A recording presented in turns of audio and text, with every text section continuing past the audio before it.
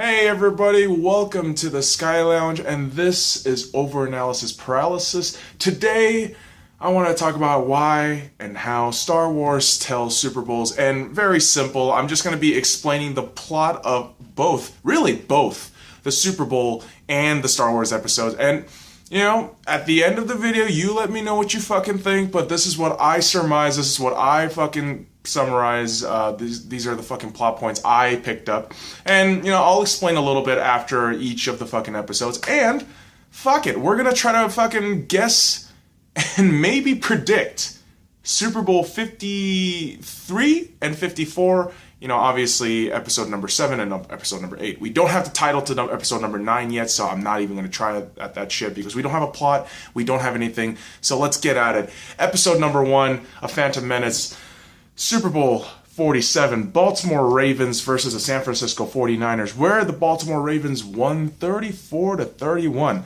Let's go ahead and look at the summary here. A confederation of disgruntled individuals rise up only to be smashed by a cleaning crew that win despite the sacrifice. Okay, when I say cleaning crew, I mean obviously Qui-Gon Jinn and Obi-Wan Kenobi in the Star Wars aspect, but in the Baltimore Ravens aspect, I'm talking about Joe Flacco and Ray Lewis. Obviously, Ray Lewis didn't have a significant impact in the playoffs, if I can remember correctly. Again, guys, correct me if I'm wrong. I know if I'm wrong, I will admit that I'm wrong. I'm not a fucking cunt.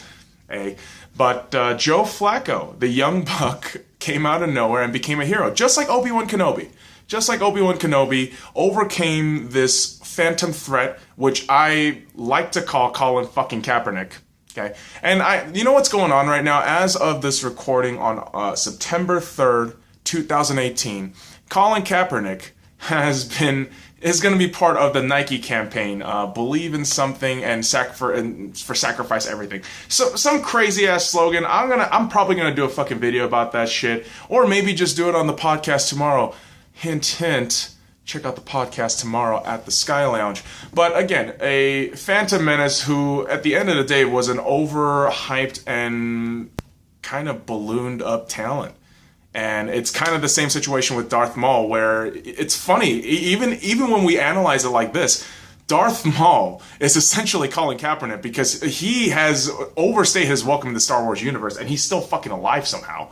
But so is Colin Kaepernick. He's still goddamn relevant in social media and media. It's absolutely ridiculous. And that's the reason why A Phantom Menace is Super Bowl 47.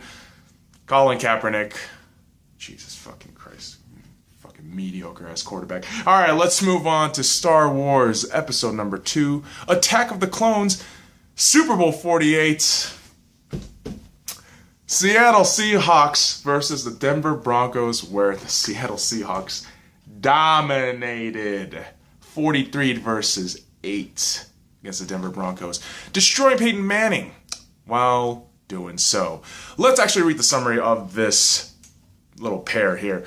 An assemblance of unfeeling and obedient soldiers nearly decimate an old man who stirs up a war.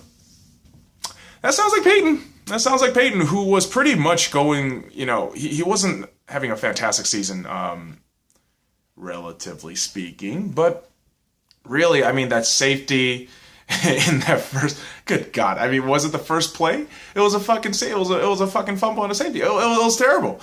And it just went on from there. It just downhill fucking snowball effect from there. And it's kind of the same thing as Count Dooku in the Attack of the Clone movie, where you have this old man who is a general who has been strategically sound, but at the end, he doesn't really win, does he? And he gets fucking decimated. His forces are forced to retreat, despite the fact that, yes, there is inner workings with the Sith, right? A la Palpatine. And then we are going to be able to talk about episode number 3. Revenge of the Sith, and Super Bowl number 49. New England Patriots versus Seattle Seahawks, 28-24. All right, let's summarize the plot. I know I get a little fucking antsy when I talk about this one. A clandestine group rises up to control the unfeeling and obedient soldiers and lay waste as they create an empire. I mean, I've summed that up pretty well, right? They took control of the obedient and unfeeling soldiers by having them throw a fucking fucking throwing instead of running the fucking ball. Oh, good God. All right. I think we should just move on before I fucking pop a brain cell or something. I don't know. I get angry talking about 49. I really do. I get angry talking about Super Bowl 49, and it just irritating. You should run in with this guy.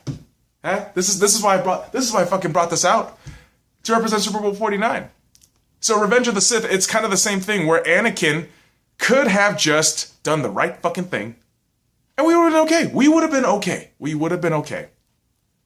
But, and you ask yourself, who is Anakin Skywalker in this case? You know, the argument can be made. It could be, I think, Malcolm Smith. I think definitely Malcolm Smith. Or, you know, maybe Pete Carroll. To a lesser extent, Russell Wilson. But, again, why the fuck did you throw when you could have run it? I got nothing. I got nothing. Even to this day, 3 years later, I still got nothing. So let's move on before we get fucking goddamn depressed as all hell, right? Okay, so the original Star Wars, A New Hope, and Super Bowl 50, Denver Broncos versus the Carolina Panthers, and let's go ahead and sum this up. Despite all the hype of having the ultimate weapon, a rambunctious group is defeated by an unlikely alliance of rebels. And I know this was meant to be the Empire, but, you know, when you introduced, you know, Star Wars in 1977, yes, there was this idea of the Empire, but there was really no face behind it. And it's funny because when there is a face behind it, Palpatine always pops up, aka Belichick always fucking pops up. And it's even more evident when I talk about Super Bowl 51 and Super Bowl 52. But in Super Bowl 50, really, the whole hype behind Cam Newton was unreal. This hype was just unfucking believable. He can rush, he can pass, yada, yada, yada. He has all these pieces around him.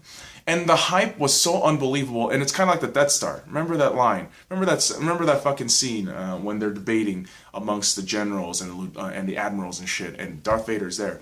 And one of the admirals flat out says, you know, the power of this battle station is unheard of. And this was kind of the same kind of mantra and talk I was hearing all fucking day from Carolina fans and Cam Newton fans. And I said, dude, this is some overhyped shit. And Denver, the rebellious group that we would have never seen doing this because of their run in Super Bowl 48. And also because Peyton was on his last fucking leg. Really. He was really on his last leg. And for them to come back, you know, for them to just scrap it out and get that win, totally a new hope. And Peyton rises and rides off in the sunset. Picturesque and beautiful, isn't it? But we move on to episode number 5, The Empire Strikes Back.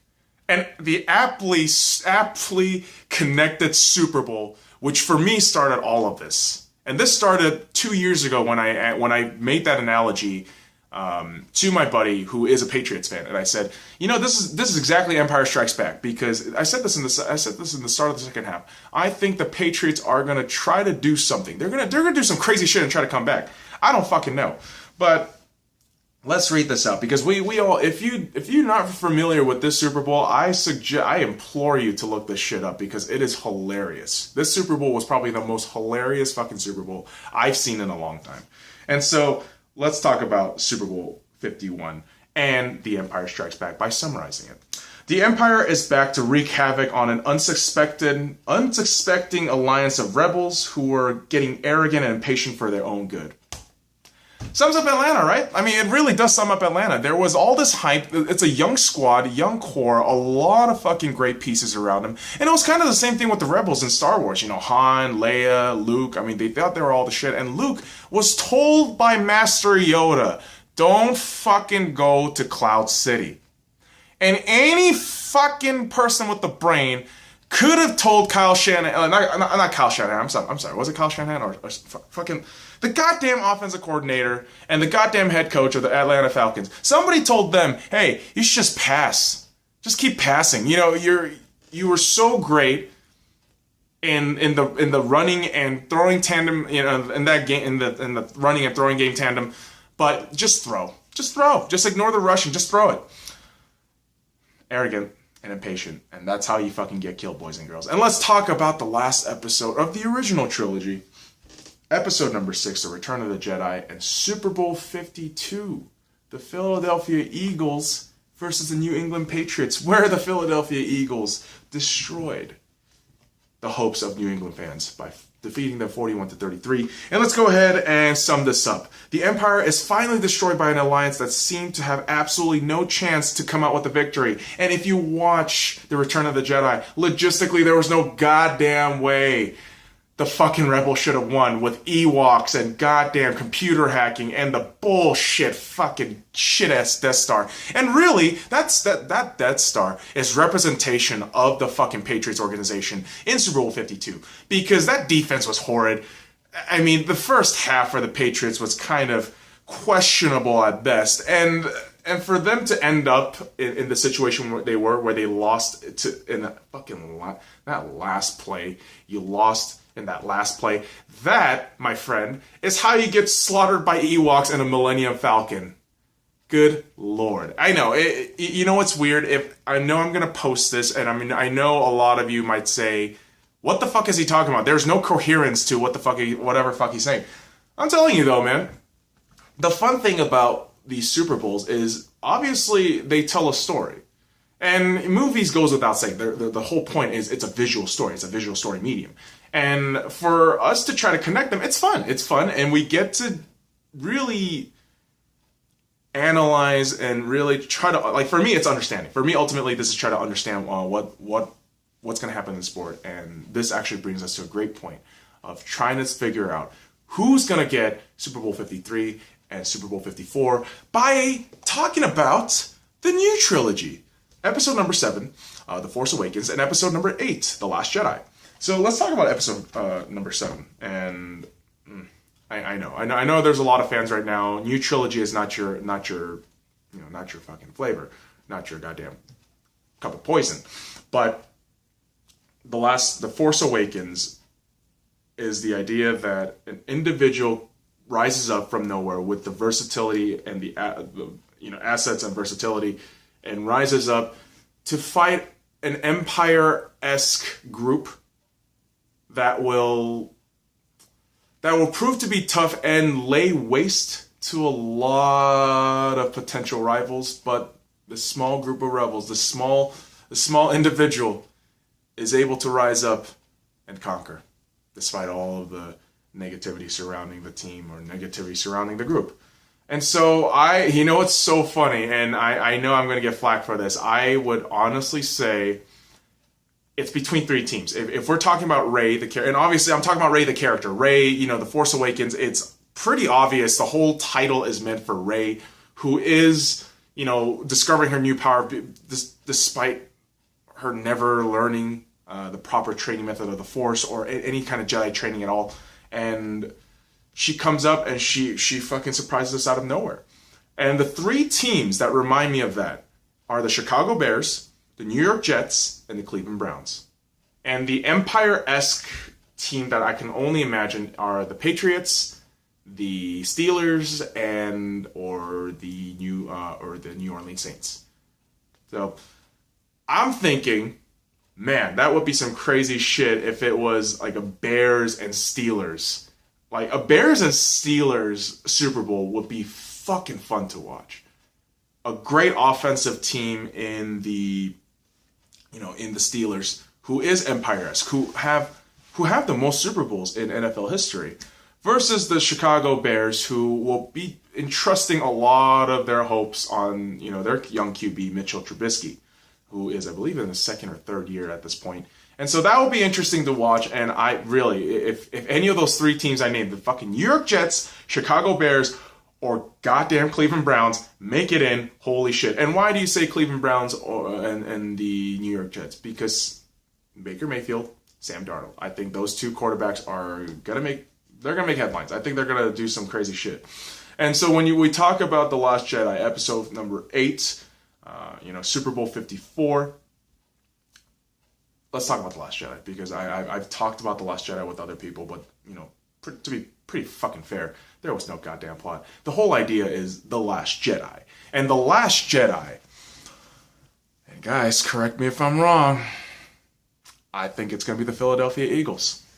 I think the Philadelphia Eagles, when we call it the Last Jedi, it's either reference to Nick Foles or Carson Wentz. The Last Jedi that carried that fucking team to relevance and will inevitably lose in the last fucking minutes, just like Luke did in episode number 8. Wow, that was some really weird connections. And the Empire S team will come back. And my God, would it be fucking terrible? Okay, I don't want to jinx this right now, guys, but let me say this right now. How fucking terrible would it be if Super Bowl 54 came down to the repeat match of the New England Patriots and the Philadelphia Eagles, just kind of like the fucking Last Jedi, where an Empire S team is stopped by the one lone Jedi, and I swear to God, what if it comes down to the last play and the Philadelphia Eagles lose to the goddamn New England Patriots? That is the ultimate nightmare. So if you guys like this shit, click on the links in the description below and follow me at the SkyLounge. Comment and subscribe for more crazy overanalysis shit like this. I know I can't pronounce, so now fuck off.